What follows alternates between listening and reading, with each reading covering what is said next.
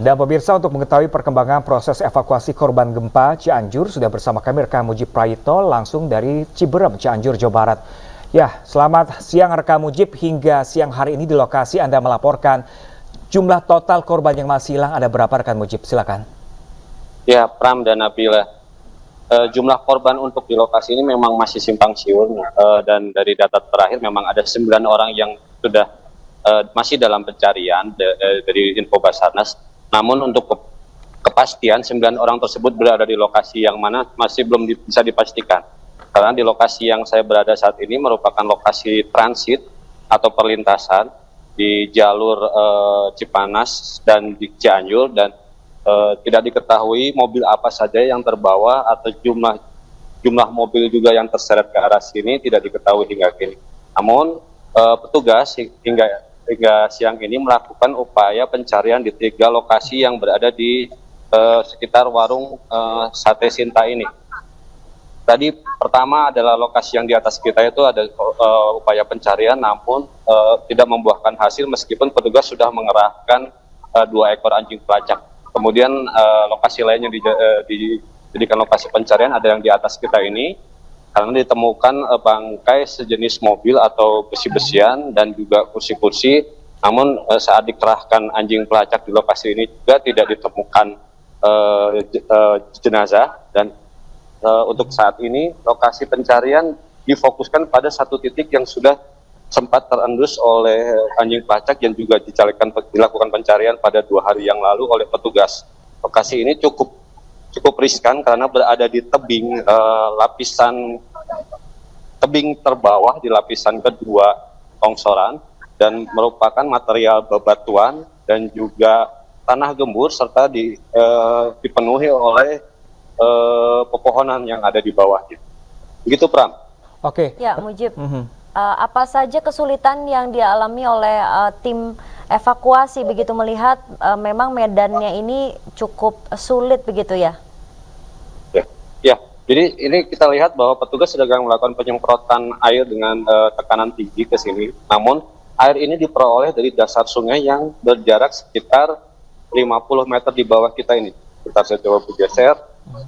Air itu berjarak sekitar 50 meter dari lokasi dengan kecuraman untuk mencapai ke atas lebih dari 30 derajat dengan ketinggian hampir 30 meter, sehingga harus ada pos khusus penampungan khusus air yang harus disiapkan oleh petugas untuk dipersiapkan sebagai sumber air ketika penyemprotan dilakukan. Kita lihat tadi sempat dilakukan dengan 2 mesin pompa, namun karena ada 1 mesin yang mengalami masalah, hanya 1 mesin saja yang dioptimalkan.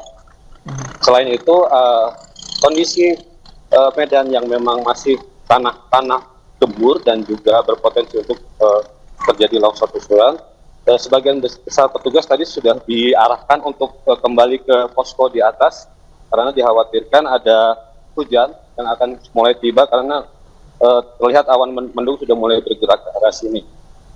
Dan bisa kita lihat posisi sumber air yang merupakan sungai berada jauh di bawah lokasi saya berdiri saat ini. Pram, Nabila. Oke, rekan Mujib, mungkin bisa Anda gambarkan rekan Mujib ini sebelum terjadinya longsor kejadian di lokasi Anda berdiri saat ini seperti apa sih sebelumnya, kondisinya seperti apa? Apakah perumahan ada di bawah dan sedangkan di atasnya perbukitan atau seperti apa di sana rekan Mujib? Ya. Betul. Jika saya arahkan kamera ke arah atas, jadi lokasi awal longsoran adalah di titik tertinggi yang saat ini ada di kamera kita, di gambar kita, lokasi titik tertinggi. Dan ini merupakan lapisan kedua longsoran yang akan menuju ke arah sungai. Jadi ada sekitar hampir tebing yang harus dilewati itu sekitar 50 hingga 75 meter ya dari bawah sini. Ini bukan merupakan lapisan terbawah, masih ada 1 lapisan terbawah lagi yang tepat berada di tepi sungai.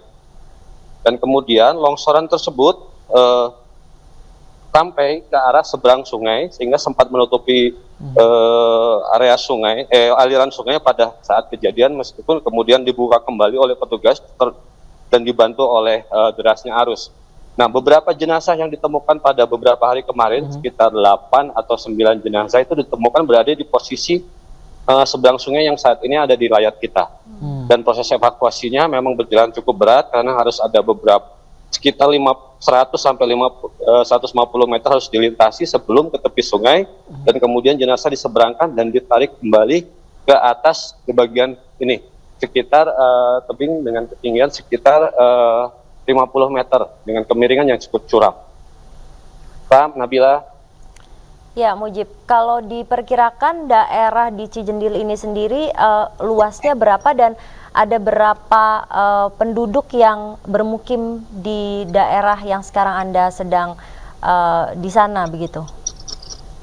Kalau bisa saya perkirakan luasnya ini sekitar 2 lapangan sepak bola, namun itu bukan merupakan lokasi pemukiman, hanya ada 4 warung, kemudian jalan utama penghubung antara Cipanas dengan Cianjur. Namun ini merupakan jalan penting karena merupakan perlintasan utama, sehingga dikhawatirkan ketika kejadian banyak juga mobil pelintas serta motor pelintas dan beberapa kendaraan yang terparkir ikut terbawa.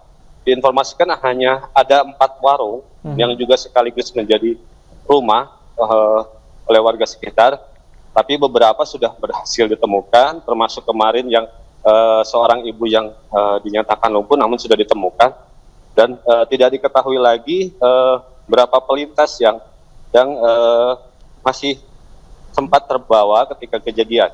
Nabila. Oke, baik. Baik, terima kasih banyak rekan Mujib Praitno langsung dari Cianjur, Jawa Barat. Kami masih akan menanti update terbaru dari Anda. Terima kasih rekan Mujib, selalu waspada.